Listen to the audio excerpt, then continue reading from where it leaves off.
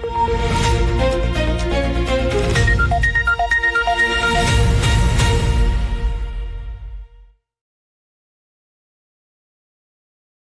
தமிழோடு இணைந்திருக்கிறீர்கள். ILC தமிழ் உயிரோடை தமிழில் அன்பர்களே, உலக நார்வல் நிகழ்ச்சியில் இணைந்திருக்கிறீர்கள்.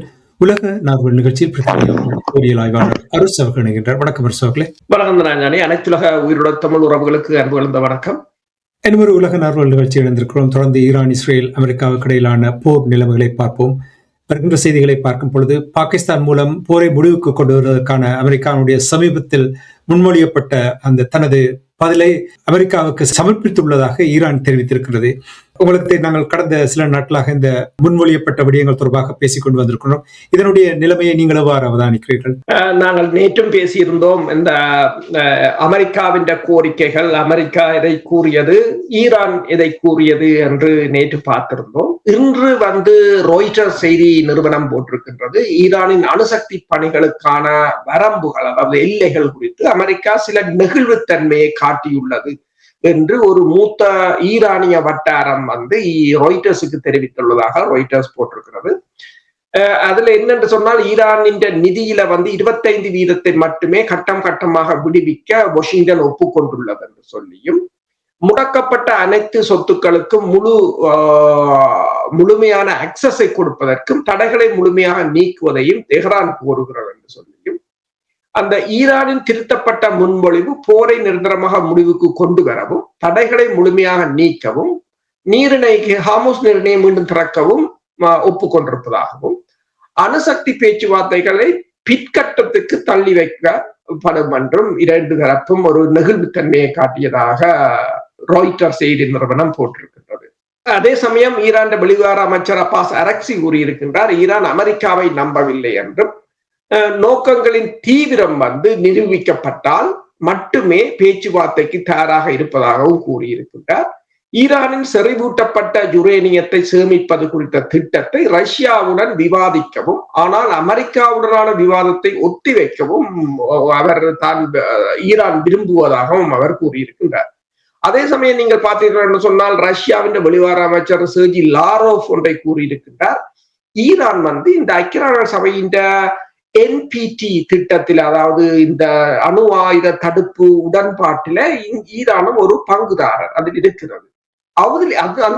அந்த திட்டத்தில் இணைகிற நாடுகளுக்கு முழுமையான சுதந்திரம் இருக்கின்றது யுரேனியத்தை என்ரிச் பண்ணுவதற்கு, அதாவது அமைதியான வழிகளுக்காக யுரேனியத்தை பயன்படுத்துவதற்கு அவர்களுக்கு முழு அளவிலான சுதந்திரம் இருக்கின்றது அந்த NPT-ல இருக்கிற அமைப்புகளுக்கு. அப்ப அதுல இஸ்ரேல் இல்லை, ஆனால் ஈரான் இருக்கின்றது. அப்ப ஈரானுக்கு அதுல எந்தவித நிபந்தனையும் இல்லாமல் ஈரான் அணு சக்தியை தனது அமைதியான வழிகளுக்கு பயன்படுத்துவதற்கு எந்தவித தடையும் இல்லை என்று அவர் கூறியிருக்கிறார். நீங்கள் டொனால்ட் ட்ரம்ப் அவர்களுடைய இந்த விடயங்களை கூறும் பொழுது, ஈரானுடைய அதிபர் கூறியிருக்கின்றார், அதாவது தாங்கள் ஒரு கண்ணியமாகவும் அதிகாரமாகவும் மற்றது தங்களுடைய தேசத்துடைய நலன் கருதி உரையாடுவதில் ஈடுபடுகின்றோம் என்று கூறியிருக்கின்றார். ஆனால் டொனால்ட் ட்ரம்பை பார்த்தீர்கள், சமாதான முன்னேற்றத்தை தடைப்பட்டுள்ள நிலையில் ஈரானுக்கு வெகு விரைவாக ஒரு முடிவை எடுங்கள் என்று எச்சரிக்கை கொடுப்பதற்கு என்ன காரணம்? என்னென்று சொன்னால், அதை நாங்கள் பின்னரும் பார்க்கலாம். இந்த பொருளாதார ரீதியாக உலகத்திலே ஏற்பட்டிருக்கின்ற அழுத்தங்கள், அடுத்ததாக இந்த போர் ஈரானால் இன்னும் ஒரு 2 வருடத்துக்கு கூட நின்று பிடிக்க முடியும் என்று கூறுகிறார்கள். ஆனால் அமெரிக்காவினாலும் உலகத்தினாலும் நின்று பிடிக்க முடியாது, குறிப்பாக ஐரோப்பாவினாலும் ஆசியாவினாலும். அப்ப இந்த அழுத்தம் முழுக்க அமெரிக்கா மீதுதான் செல்கின்றது. அமெரிக்காவை இப்போது எல்லோரும் கைவிட ஆரம்பித்திருக்கிறார்கள். எனவேதான் ட்ரம்பை பொறுத்தவரையில் உடனடியாக, அதாவது நேற்று கூறிக்கொண்டிருந்தார், அதாவது கிளாக் டிக் பண்ணி கொண்டிருக்கிறது, நேரம் முடிய போகிறது என்றெல்லாம் சொல்லிக் கொண்டிருக்கிறாரே தவிர, அவர் ஒரு இராணுவ நடவடிக்கைக்கு போவாரான்றது ஒரு மிகப்பெரிய கேள்வி. அதற்கு நேற்று இடம்பெற்ற தாக்குதல் அதுக்கு ஒரு முற்றுப்புள்ளியை வைத்துவிட்டார். அதாவது UAE அணு உலை மீது நடத்தப்பட்ட தாக்குதல் அது ஒரு மிகப்பாரிய செய்தியை, மிக ஒரு முக்கிய செய்தியை கொடுத்திருக்கிறது. அதாவது ஈரானின் அணு உலைகள் தாக்கப்பட்டால் UAE அணு உலை வெடிக்கும் என்று சொன்னால் அது வளைகுடா பிராந்தியத்தில் மிகப்பெரிய அனர்த்தத்தை ஏற்படுத்தும். இப்போதைய உங்களுக்கு தெரியும், தற்போதைய நிலையில் UAE-க்கும் இஸ்ரேலுக்கும் இடையிலான தொடர்புகளை எல்லா ஊடகங்களும் பகிரங்கப்படுத்திவிட்டன. எனவே UAE அமெரிக்காவின்றதையும் இஸ்ரேலினையும் ஒரு கூட்டணியாக செயற்படுகிறது என்பதால் ஈரான் தாக்கினாலும் இனிமேல் யாரும் கேட்க போவதில்லை. இது ஒரு மிகப்பெரிய ஒரு சிக்கலான நிலை. இந்த நிலையில் தான் அமெரிக்காவின் முன்னாள் இராணுவ அதிகாரி, அதாவது ஸ்டெனிஸ்லாவ் கிரஃபின், அவர் ஒன்றை கூறியிருக்கின்றார். ஈரான் இந்த கோரிக்கைகள் உண்மையில் ஈரான் கோரிக்கைகளை உண்மையில் அமெரிக்காவுக்கு அதீதமாக இருக்கலாம். அவை ட்ரம்பை சலிப்படைய செய்து அவரை விலகிச் செல்ல வைக்கும் நோக்கத்துடன் மட்டுமே இருக்கலாம் என்று சிலர் நம்புகின்றார்கள் என்றும். ஏனென்று சொன்னால் ஈரான் இந்த போரில் ஒரு மேலோங்கிய நிலையில் இருக்கின்றது என்றும், அமெரிக்காவின் 5வது கடற்படையின் தலைமையகம் இப்போது பஹ்ரைனிலிருந்து இப்போது இஸ்ரேலுக்கு மாற்றப்பட்டிருக்கிறது என்று சொல்லியும், வளைகுடா தளங்களில் உள்ள 288 கட்டமைப்புகள் சேதமடைந்துள்ளன என்றும் அல்லது அளிக்கப்பட்டுள்ளன என்றும், மேலும் இவை அனைத்தும் சரி செய்ய 100 தொடக்கம் 200 பில்லியன் டாலர்கள் செலவாகும் என்று சொல்லியும், ஆனால் அந்த தொகை அமெரிக்காவுடன் இல்லை என்றும், கத்தாரின் முக்கிய எரிவாயு கட்டமைப்பு கூட 5 ஆண்டுகளுக்கு முடங்கியுள்ளது என்றும் கூறியிருக்கின்றார். உரத்தின் விலைகள் ஏற்கனவே 2 மடங்காக உயர்ந்துள்ளன. பொருளாதார சுனாமி இப்போதுதான் தொடங்குகிறது. இந்த வண்டியை இஸ்ரேல் தான் இயக்குகின்றது. மேலும் ட்ரம்பை தப்பிக்க விடும் எண்ணம் அதற்கு இல்லை.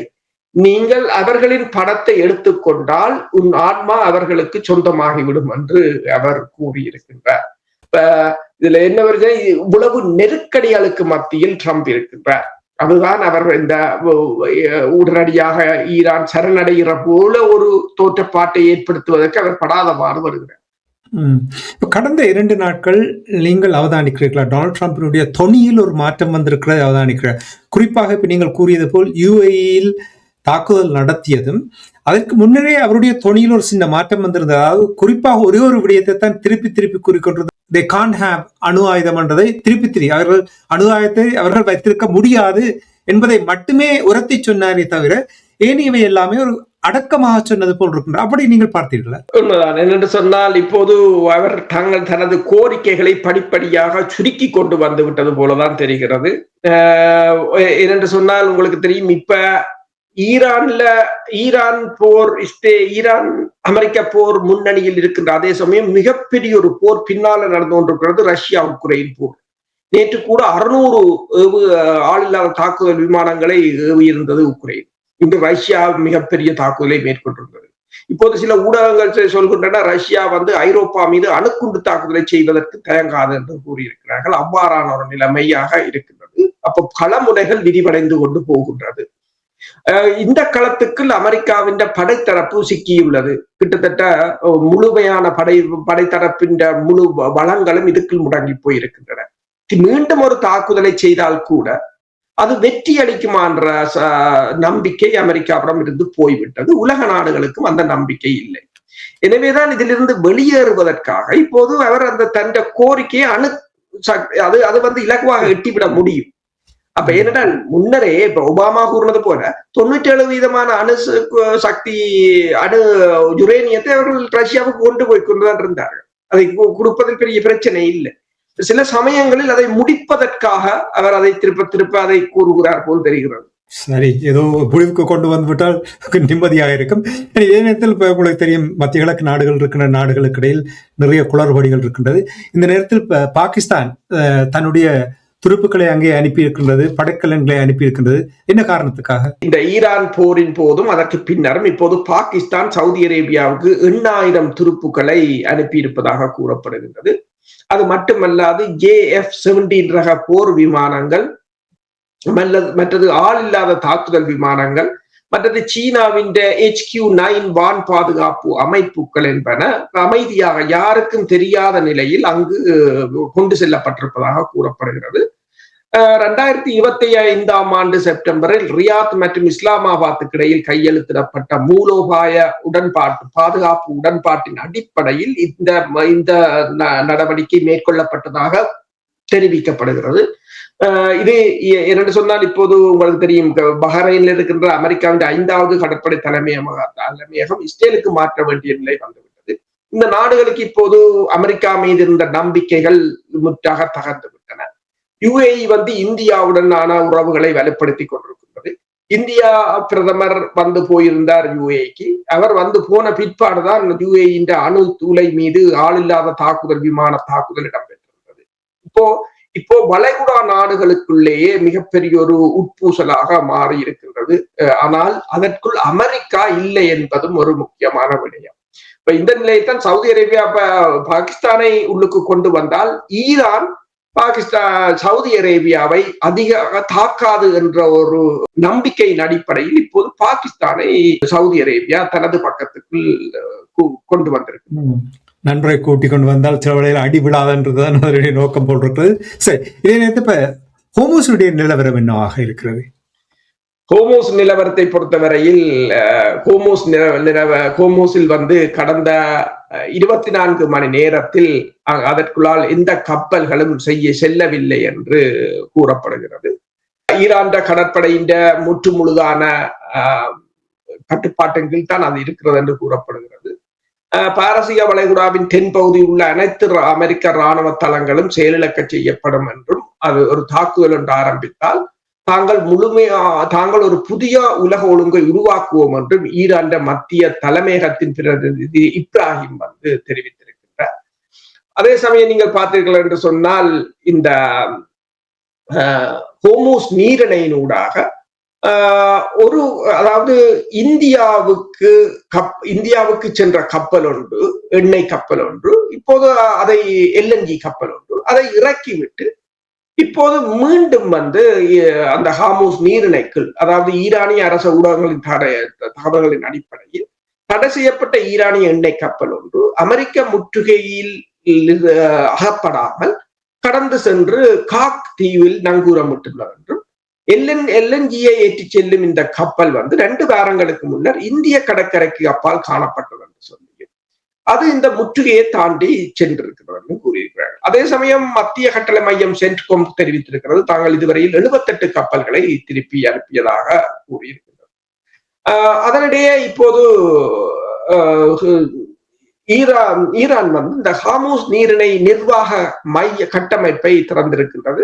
அதன் எக்ஸ் தளமும் திறக்கப்பட்டிருப்பதாகவும், அதில் இனிமேல் நீங்கள், அதாவது இந்த Persian Gulf strait management administration system என்று சொல்றது, அதுல எக்ஸ் தளத்துல இனிமேல் அந்த அப்டேட்டுகளை நீங்கள் பார்க்கலாம் என்று அவர்கள் போட்டிருக்கிறார்கள். அது மட்டுமல்லாது ஹோர்முஸ் ஜலசந்தி வழியாக நீருக்கடியில் செல்லும் கேபிள்களை பதிப்பதற்கான கட்டணங்களை வசூலிக்கவும் ஈரான் திட்டமிட்டுள்ளது என்று சொல்லி, இந்த மண்டலத்தின் வழியாக செல்லும் ஐரோப்பாவுக்கும் ஆசியாவுக்கும் இடையிலான உலகளாவிய இணைய போக்குவரத்தை சீர்குலைப்பதாக அது அச்சுறுத்துகிறது. அதாவது கட்டணங்கள் கட்டாது விட்டால் அதனை தாங்கள் அளிப்போம் என்று அச்சுறுத்துகிறது என்று சொல்லியும், இதனால் வங்கிகள், டிஜிட்டல் சேவைகள் மற்றும் செயற்கை நுண்ணறிவு அமைப்புகள் பாதிக்கப்படலாம் என்றும், அதே சமயம் கூகுள், மைக்ரோசாப்ட், அமேசான் போன்ற தகவல் தொழில்நுட்ப நிறுவனங்களுக்கு அதிக பாதிப்பு வரும் என்று சொல்லியும், அவர்கள் தான் இந்த காசை, இதற்குரிய பணத்தை கட்ட வேண்டிய ஒரு நிலை ஏற்படலாம் என்றும் கூறியிருக்கிறார்கள். இதனிடையே நீங்கள் பார்த்தீர்கள் என்று சொன்னால், இப்போது இந்த ஹாமூஸ் நீரிணையை திறப்பதற்காக இந்த G7 நாடுகளின் அமைச்சர்கள், நிதி அமைச்சர்கள் பிரான்சில் கூடியிருக்கிறதாக கூறப்படுகிறது. இதில் அமெரிக்கா, இஸ்ரேலுடனான இந்த திட்டத்தில் இணைந்து Canada, France, Germany, Italy, UK, Japan போன்ற நாடுகளும் மற்றது ஐரோப்பிய ஒன்றியத்தின் நாடுகளும் இந்த திட்டத்தில் இணைந்து ஒரு பலவந்தமாக ஹாமூஸை திறப்பதற்கான நடவடிக்கையை மேற்கொண்டு வருவதாக கூறப்படுகிறது. அதாவது இதில் வந்து மிகவும் மேம்படுத்தப்பட்ட, அதாவது நவீன கடற்படை கட்டமைப்பு தொழில்நுட்பங்கள் சிலவற்றை அவர்கள் இப்போது இரகசியமாக உருவாக்கி வருவதாகவும், அவற்றில் பெரும்பாலானவை ரிமோட்டில் தான் இயங்கும் என்றும், அமெரிக்கா, இங்கிலாந்து மற்றும் பிரான்ஸ் ஆகிய நாடுகள் ஆளில்லாத மேற்பரப்பு கப்பல்கள், அதாவது சர்ஃபஸ் வெசல்ஸ் என்று சொல்றது, இழுத்து செல்லப்படும் சோனர் வரிசைகள் மற்றும் ஆயிரக்கணக்கான மைல்கள் தொலைவில் இருந்து இயக்கக்கூடிய வேட்டை நீர்மூழ்கி கப்பல்கள் ஆகியவற்றை ஒருங்கிணைக்கும் தன்னாட்சி கன்னிவெடி வேட்டை அமைப்புகளை பயன்படுத்த போகின்றன என்றும் அமெரிக்க கடற்படையானது டெக்சஸில் சிஸ்டமின்ஸ் பொதுவான ஆளில்லாத மேற்பரப்பு வாகனத்தை அதாவது AQS-20 சோனர் அமைப்பையும் அதன் பரகுடா நீர்மூழ்கி கப்பலையும் இயக்கி வருகிறது என்று சொல்லியும், இங்கிலாந்தும் அதே போன்று இந்த முயற்சிக்கு தாங்கள் பங்களிப்பை உறுதிப்படுத்திய உள்ளதென்றும் கூறியிருக்கின்றது. ரஷ்யாவின் கருங்கடல் பகுதியில் ரஷ்ய கப்பல்களை மூழ்கடிக்கும் அதே உத்தியை உக்ரைனின் மகுரா ட்ரோன்களையும் சோனர்களை இழுத்துச் செல்லவும் கண்ணிவடிகளை அகற்றவும் கூடிய அமைப்புகளை சுமந்து செல்லும் ட்ரோன்களின் மூலம் இந்த தாக்குதலைக்கான உதவியை பிரித்தானியா வழங்க உள்ளதாகவும், அதே நேரம் பிரான்சும் தனது விமான தாங்கி கப்பலையும் அதற்குரிய 8 கப்பல்களையும் அங்கு அனுப்பி இருப்பதாகவும் கூறப்படுகின்றது. அதாவது ஒரு புறம் அவர்கள் பேச்சுவார்த்தைகள் இருந்தாலும் மறுவளமாக ஒரு மிகப்பெரிய தாக்குதலுக்கும் இரகசியமாக தங்களை தயார்படுத்தி வருவதாகத்தான் பார்க்கக்கூடியதாக இருக்கின்றது. இதெல்லாம் சரி, எப்படி அந்த ஹோர்முஸ் நீரிணை அந்த வளைவுக்குள் ஈரானுடைய கடற்பரப்பை தாண்டி எப்படி இவர்களால் போக முடியும்? அதுதான் ஒரு மிகப்பெரிய ஒரு சிக்கல். இப்ப இவ்வளத்தை இவர்கள் செய்கிறார்கள். இவர்களால் என்னென்று சொன்னால் அங்கு ஒரு சிறிய கடற்பரப்பு, அடுத்ததாக மலைகள் அதை சுற்றி இருக்கின்றன. இவ்வளவு ஆயுதங்கள் இருக்குன்னு தெரியாது. மற்றது மலைகள் அவர்களுக்கு மிகவும் பாதுகாப்பான, இயற்கையாக பாதுகாப்பு. இப்ப பங்கபேஸ்வர் கூடிய 60 அடிக்குத்தான் ஊடுருவி செல்லும். அவர்கள்ட்ட 500 அடி, அதை ஒன்றும் செய்ய முடியாது. ஆனால் சரி, இப்படி ஒரு சண்டையில் அதை கைப்பற்றினாலும் கூட தொடர்ச்சியாக என்னென்று வைத்திருப்பது, ஏனென்று சொன்னால் வர்த்தக கப்பல்கள் தொடர்ச்சியாக வைத்திருக்கவும் முடியாது. சில சமயங்களில் ஈரானுக்கு ஒரு அச்சுறுத்தலுக்காக அவர்கள் செய்து கொண்டிருக்கிறார்களோ தெரியாது. G7 நாடுகள் என்று சொல்லும் பொழுது அதற்கு சீனா இவர்களுடைய இந்த திட்டத்துக்கு அனுமதி வழங்குமா? சீனாவும் ரஷ்யாவும் இதற்கு இல்லை. அவர்களுக்கு இந்த பிரச்சனையும் இல்லை. அவர்களுக்கு எரிபொருட்கள் போய்கொண்டுதான் இருக்கின்றன, அவர்களுக்கு விநியோகங்கள் போய்கொண்டுதான் இருக்கின்றன. ஆனால் அவர்கள் நேரடியாக சொல்லிவிட்டார்கள். இதை மூடுவதற்கான காரணம் இஸ்ரேலும் அமெரிக்காவும். நீங்கள் போரை நிறுத்த, இதை இருந்தால் நீங்கள் போர் செய்ய முதல் அது அப்படி அமைதியாகத்தான் இருந்தது. எல்லோரும் போய் வந்தார்கள். ஒரு நாளைக்கு 145 கப்பல் போய் வந்தது. அந்த நிலையை கொண்டு வாருங்கள் என்றுதான் அவர்கள் சொல்லி பார்ப்போம் அது எப்படி வருகின்ற விடயங்களை பார்ப்போம். இனி நாங்கள் உங்களுக்கு தெரியும், காசாவில் 90,000க்கும் மேற்பட்ட காசா மக்களை கொன்றார்கள். இப்பொழுது பசி பட்டினியால் வாட வைத்துக் கொண்டிருக்கிறார்கள் இஸ்ரேலியர்கள். உதவிக்கு சென்ற கப்பல்களையும் கூட இஸ்ரேல் கடத்தி செல்லுகிறது. ஃபோர்டிலா என்ற அந்த உதவி படகுகள், அந்த படகொன்றில் அயர்லாந்தினுடைய அதிபரின் சகோதரியும் கூட அந்த படகில் இருக்கின்றதாக கூறப்படுகிறது. அவர் அதுக்கு தொடர்பாக கவலை தெரிவித்திருப்பதாக கூறப்படுகிறது. இது தொடர்பாக நீங்கள் என்ன அவதானிக்கிறீர்கள்? சுமுக் என்ற அந்த கப்பல் குழுவின் 100க்கு மேற்பட்ட அந்த உதவி தொண்டர்களை இஸ்ரேலிய ராணுவம் தடுத்து வைத்திருப்பதாக துருக்கியிலிருந்து காசாவை நோக்கி சென்று கொண்டிருந்த இந்த கப்பல் குழுவின் 100க்கும் மேற்பட்டவர்களை இஸ்ரேலிய கடற்படை இடைமறித்து தடுத்து அவர்களை கைது செய்திருக்கின்றது. அதாவது அவர்களை இஸ்ரேல் என்னென்று கூறுகிறார் என்று சொன்னால், அவர்கள் பயங்கரவாதத்துக்கு ஆதரவானவர்கள் என்று சொல்லியும், எனவே அது காசாவுக்கு இந்த உதவியையும் கொண்டு செல்லவில்லை என்றும் இஸ்ரேல் கூறியிருக்கின்றது. இஸ்ரேல் எப்போதும் பொய்யைத்தான் அவர்கள் கூறுவார்கள், திரும்பி செல்ல வேண்டும் அவர்கள் என்று அவர்கள் கூறியிருக்கிறார்கள். காசாவுக்கு ஏற்கனவே தாங்கள் அளித்த உதவிகளால் காசா உதவியால் நிரம்பி வழிகிறது, எனவே அவர்களுக்கு உதவிகள் தேவையில்லை என்று கூறியிருக்கிறார்கள். இது ஆனால் இப்ப ஐக்கிய நாடுகள் சபையோ ஏனைய சரட்டி நிறுவனங்களோ என்ன கூறுகிறார்கள், இது ஒரு உச்சக்கட்ட ஏமாற்று வேலை என்று கூறுகிறார்கள். அந்த கப்பல் குழு அரிசி, மருந்து மற்றும் குழந்தைகளுக்கான உணவுகளைத்தான் ஏற்றி வந்தது என்று சொல்லி OCHA மற்றது உலக உணவு திட்டம் WFP மற்றும் அகதிகளுக்கான சர்வதேச அமைப்புகள் மற்றும் மனிதாபிமான அமைப்புகள் என்பன இதை தெரிவித்திருக்கின்றார்கள். அவர்கள் இன்னும் ஒன்றை கூறுகிறார்கள், இந்த உதவிகள் வழங்குவதை விட அங்கு தேவைகள் அதிகமாக இருக்கின்றன என்றும், காசாவில் அங்கு உதவிகள் அல்லது உணவுப் பொருட்கள் நிரம்பி வழியவில்லை, வெடிக்காத குண்டுகள் தான் மட்டுமே அங்குதான் நிரம்பி வழிகிறது என்று சொல்லியும் அவர்கள் கூறியிருக்கிறார்கள். ஆனால் என்னென்று சொன்னால், இதை உலக நாடுகள், ஐக்கிய நாடுகள் சபை, ஏனைய நாடுகள் இதை அமைதியாக பார்த்து கொண்டிருப்பதுதான் மிகப்பெரிய ஒரு துன்பமான விடயம். சொன்னால் அவர்கள் இப்ப ஐரோப்பிய ஒன்றியமாக இருக்கலாம், ஏனைய முஸ்லிம் நாடுகளாக இருக்கலாம், சவுதி அரேபியாவாக இருக்கலாம், கட்டாராக இருக்கலாம், UAE-ஆக இருக்கலாம். இந்த நாடுகள் கூட இதில் அமைதியாக இருப்பதுதான் மிகப்பெரிய ஒரு வேதனையான விடயம். பொருளாதாரம் தொடர்பாக பார்ப்பதற்கு முன்னதாக உங்களுக்கு தெரியும், இஸ்ரேல் தொடர்ந்தும் தாக்குதல் நடத்தி கொண்டிருக்கின்றது லெபனான் மீது. இதுவரையில் இஸ்ரேல் 3000 பேரை கொன்று விட்டிருக்கிறார்கள் என்ற செய்திகள் வருகின்றது. தொடர் தாக்குதல்கள் நடந்து கொண்டிருக்கின்றது. என்ன நிலைமை என்று கூற முடியுமா? தொடர்ச்சியாக இன்றும் தென் லெபனானின் பல கிராமங்களில் குண்டுகள் வீசப்பட்டிருக்கின்றன. 67 தொடக்கம் 70 கிராமங்களில் இருந்த 1.3 மில்லியன் மக்கள் இடம்பெயர்ந்து வாழ்கிறார்கள். ஒரு உள்நாட்டு போரில் கூட இவ்வளவு பெருந்தொகையான மக்கள் இடம்பெயர்ந்தது இல்லை என்று கூறுகிறார்கள். அதே சமயம் ஹிஸ்புல்லாக்களும் கூறியிருக்கிறார்கள், அவர்களும் தாக்குதலை தீவிரப்படுத்தி இருக்கிறார்கள். ஹிஸ்புல்லாக்கள் இன்று வெளியிட்ட தகவல்களின் அடிப்படையில் கடந்த ஏப்ரல் 17 தொடக்கம் மே 16 வரையிலுமான தாக்குதல்களில் கிட்டத்தட்ட இஸ்ரேல் 48 டேங்குகளும் 30 புல்டோசர்களும் 35 கவச வாகனங்களும் தாங்கள் தாக்கி அளித்துள்ளதாக தெரிவித்திருக்கிறார்கள். நேற்று நாங்கள் ஒன்றை சொல்லியிருந்தோம், அதாவது மிகப்பெரிய ஒரு வெடிப்பொன்று ஏற்பட்டிருந்தது இஸ்ரேலில் என்று சொல்லி. இப்போது இந்த மைக்கா என்ற ஏர் பேஸ்ல தான், இஸ்ரேல் ஏர் பேஸ்ல தான், இந்த வான்படை தளத்துல தான் இந்த வெடிப்பு ஏற்பட்டதாக இப்போது தகவல்கள் வெளிவந்திருக்கின்றன. இதுல நீங்கள் பாத்தீங்கன்னா ஜெரச்சோ என்ற அந்த பாலிஸ்டிக் மிசைல்ஸ், அந்த ஏவுகணைகளுக்குரிய போஹெட் என்ற அந்த வெடிமருந்து, அது இந்த பகுதிகள் வெடிக்கின்ற பகுதிகள் வைத்திருக்கின்ற ஸ்டோரேஜில் ஏற்பட்ட வெடி விபத்தினால் தான் இந்த அனர்த்தம் ஏற்பட்டதாகவும், ஆன்டி ஏர்கிராப்ட் மிசைல்ஸ் அந்த அரோ 3 என்ற சிஸ்டம், அது அரோ 3 இந்த வளிமண்டலத்துக்கு அப்பால் வைத்து ஏவுகணைகளை தாக்கி அளிக்கக்கூடியது. அந்த ஏவுகணை தொகுதி தான் அழிந்திருப்பதாகவும், அதனும் டெல் அவிவ் அந்த பகுதிகளுக்கு ஆக்கள் செல்வதையோ அல்லது ஊடகவியலாளர்கள் போவதையோ அவர்கள் தடுத்திருப்பதாகவும் கூறியிருக்கிறார்கள். அதனால் தான் சொன்னார்களா இயற்கையும் கொஞ்சம் கண்ணை திறந்திருக்கின்றது என்று சொல்லி சமூக வலைத்தளத்தில் பார்த்திருந்தேன். இனி அரசர்களே, நிறைவாக இந்த போர் சூழ்ந்திருக்கின்றது, இதனால் பொருளாதார நெருக்கடிகள் நிறைய வந்திருக்கின்றது. அது மட்டுமில்லாமல் ஆப்பிரிக்கா நாடுகள், குறிப்பாக கொங்கோவில் ஈபோலா என்ற அந்த வைரஸ் பரவ தொடங்கி இருக்கின்ற பல இடங்களுக்கு அது பரவலாம் என்று கூட கூறுகிறார்கள்.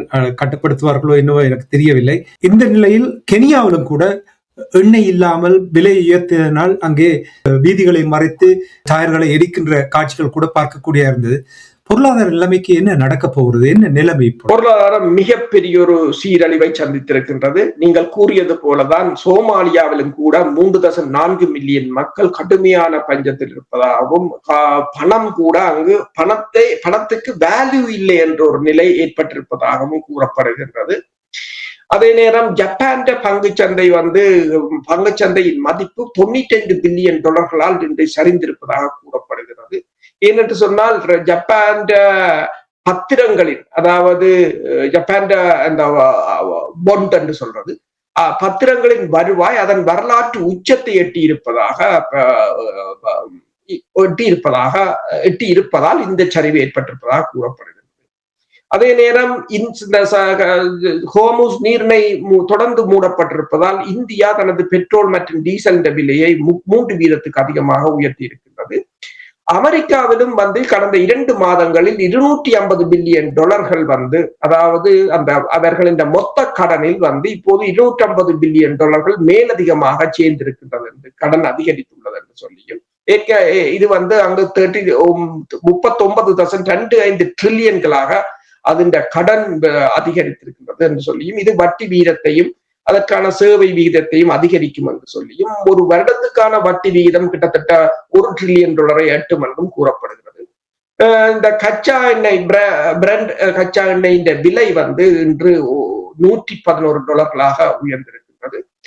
அதே போல இந்த வால் ஸ்ட்ரீட் ஜேர்னல் சொல்லி இருக்கிறது, ஈரானுடனான போரின் போது இதே காலகட்டத்துடன் கடந்த வருடத்துடன் ஒப்பிடும் போது இந்த போர் நடந்த காலத்தில் அமெரிக்கர்கள் பெட்ரோல் மற்றும் டீசல்களுக்காக $45 பில்லியன் அதிகமாக செலவிட்டிருக்கிறார்கள் என்று கூறியிருக்கிறது.